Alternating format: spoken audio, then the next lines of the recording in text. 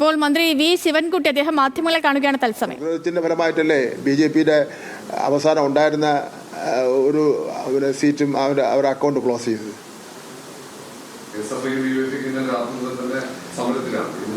കാരണം ഒരു ജനാധിപത്യ കേരളത്തിൽ എന്നും വിദ്യാഭ്യാസ രംഗത്ത് വലിയ മാറ്റത്തിന് വേണ്ടി നിന്നിട്ടുള്ള സംസ്ഥാനമാണല്ലോ കേരളം. ഇന്ന് നിങ്ങൾ പത്രങ്ങൾ കണ്ടിട്ടുണ്ടല്ലോ.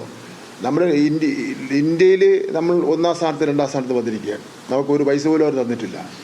ഇന്ത്യയിൽ നമ്മൾ 1-2 സ്ഥാനത്ത് വന്നിരിക്കുകയാണ്. അത് നമ്മൾ നടത്തിയിട്ടുള്ള പരിശ്രമമാണ്. ഇപ്പോൾ കേരള ഗവൺമെൻറ് ഇപ്പോൾ ഒന്നിനൊരു കുറവല്ലല്ലോ. സ്വാഭാവികമായിട്ട് നമുക്ക് കിട്ടേണ്ട കാശ് കുറയുമ്പോൾ അതിൻ്റെ ഒരു ബുദ്ധിമുട്ടുണ്ടാവും. പക്ഷേ ജനങ്ങളുടെ ദൈനംദിന ആവശ്യങ്ങൾ ഒന്നുപോലും ബുദ്ധിമുട്ടുണ്ടാവുന്നില്ലല്ലോ. ജനങ്ങൾ കേരളത്തിൽ പട്ടിണി കിടക്കുന്നില്ലല്ലോ.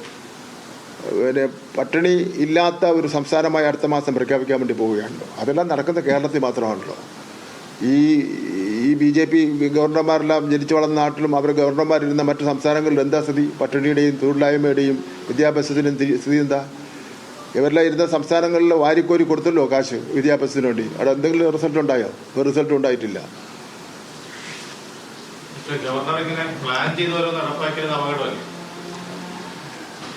അത് അപകടമാണെന്നുള്ള കാര്യം തർക്കമില്ലല്ലോ. അധികാരമില്ലാത്ത കാര്യങ്ങൾ അദ്ദേഹം പ്ലാൻ ചെയ്ത് നടപ്പിലാക്കിയ കഷ്ടമാണ്.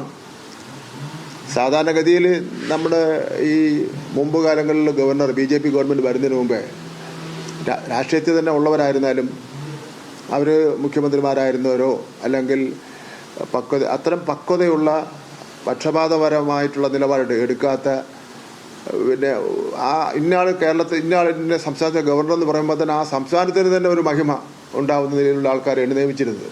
ഇന്ന് ഇന്നയാൾ പിന്നെ ഗവർണറാണെന്ന് പറയുമ്പോൾ ഷു എന്ന് ഈ അറിയാവുന്ന ആൾക്കാർ പിന്നെ പ്രതികരിക്കുന്ന സ്ഥിതിയാണുള്ളത്.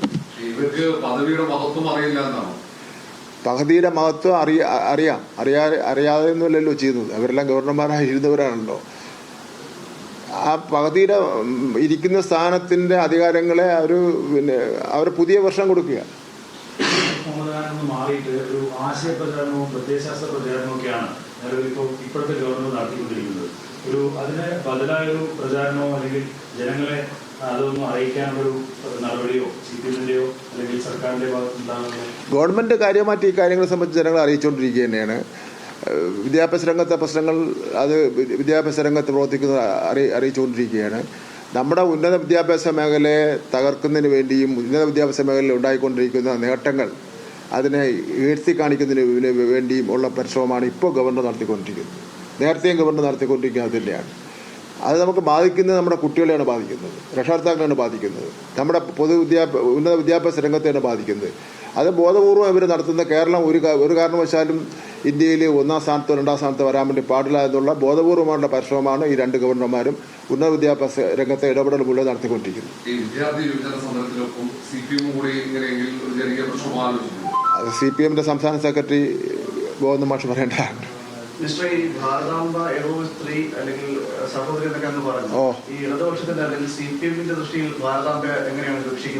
ഭാരതാംബ എന്നൊരു കാര്യം തന്നെ ഇല്ലല്ലോ. ഇത് അന്തരീക്ഷത്തിലോ BJPയുടെ RSSന്റെ മനസ്സിലോ RSSന്റെ കമ്മിറ്റിയിലോ ഒക്കെ തീരുമാനിച്ച കാര്യം ഞാൻ നേരത്തെ പറഞ്ഞല്ലോ. അതിരുകൾ തന്നെ ശരിയായിട്ടുള്ള അതിരുകളില്ല.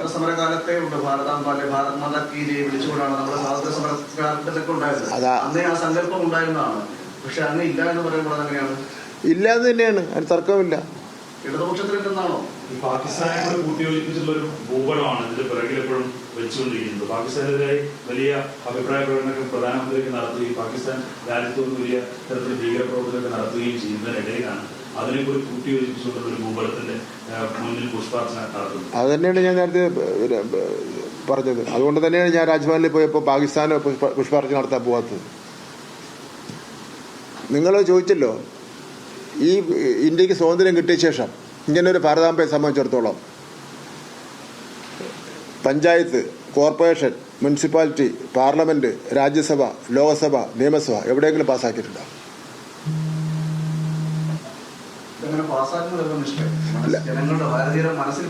അത് RSSന്റെ മനസ്സിലാണ്. അവസാനിപ്പിക്കാം. ഞാനൊരു മറ്റേ നമ്മൾ അപ്പുറത്തോട്ട് യെസ്, മന്ത്രി വി ശിവൻകുട്ടിയുടെ വാക്കുകളാണ് നമ്മൾ കേട്ടത്.